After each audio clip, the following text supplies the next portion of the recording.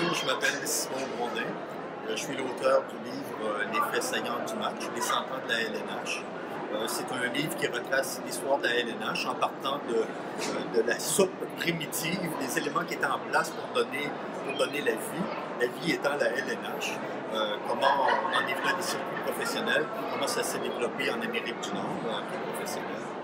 Et puis le livre traite aussi des grandes rivalités dans l'histoire de la LNH, en particulier un chapitre qui est consacré à la rivalité entre le Canadien et les Bruins, ce qui permet de connaître les grands joueurs du Canadien, tout le monde les connaît, les grands joueurs des Bruins un peu moins, ça permet de savoir un peu qui est qui.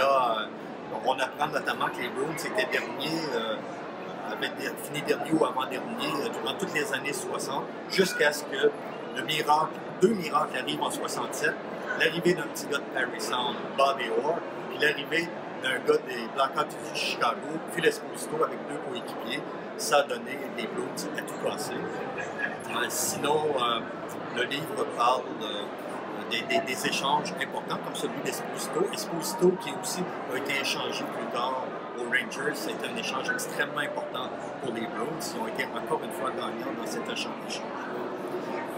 C'est un livre qui parle aussi des conquêtes de la Coupe Stanley, mais les conquêtes les plus difficiles où on est passé à un cheveu près en prolongation, dans un quart de finale, demi-finale ou la finale, de ne pas gagner la Coupe Stanley. Et puis ensuite une série de questions, les questions qui sont posées dans un chapitre, c'est décennie par décennie, pour faire connaître les figures marquantes dans chaque décennie.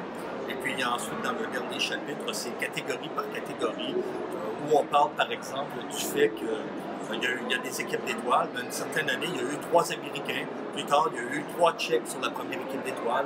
Ensuite, il y a eu 3 Suédois. Plus tard, 3 Russes. Et à chaque fois, ça correspond à 2 ou 3 ans près, à des moments où non seulement ils dominaient dans la Ligue nationale, mais ils ont gagné les Jeux olympiques, ils ont gagné le championnat du monde, quelque chose comme ça.